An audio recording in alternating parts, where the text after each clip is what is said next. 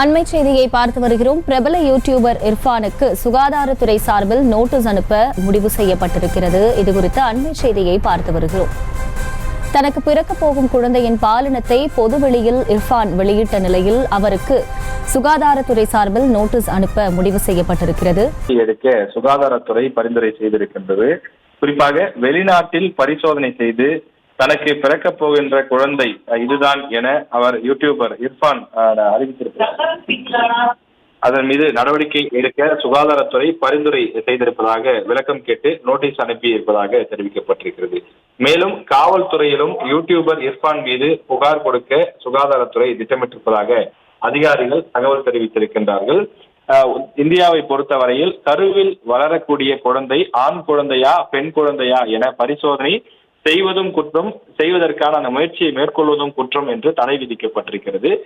ஆனால் வெளிநாடுகளில் சில நாடுகளில் இது போன்ற தடை சட்டம் கிடையாது. எனவே இர்ஃபான் அந்த யூடியூபர் ஃபுட் ரிவ்யூ செய்யக்கூடிய யூடியூபர் இர்ஃபான் வெளிநாட்டிற்கு சென்று அங்கே தன்னுடைய மனைவி கருவுற்றிருக்கக்கூடிய தன்னுடைய மனைவிக்கு பரிசோதனை செய்து பார்த்தது தனக்கு பிறக்க போகின்ற குழந்தையினுடைய பாலினம் தெரிந்ததாகவும் அதை பற்றி எனக்கு இந்த குழந்தைதான் பிறக்கப் போகிறது என யூடியூபில் வெளிப்படையாக பேசியிருக்கின்றார்.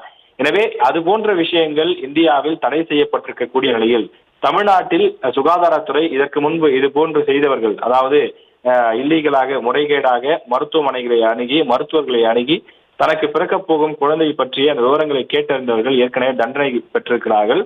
எனவே இது போன்ற விஷயங்கள் இருக்கும்போது தடையை மீறி அரசினுடைய சட்ட விதிகளுக்கு புறம்பாக வெளிநாட்டில் சென்று தனக்கு பிறக்கப் போகும் குழந்தை குறித்து அவர் தெரிந்து வந்து அதனை யூடியூபிலும் பேசி இருப்பது பெரும் சர்ச்சையை ஏற்படுத்தியிருக்கின்றது.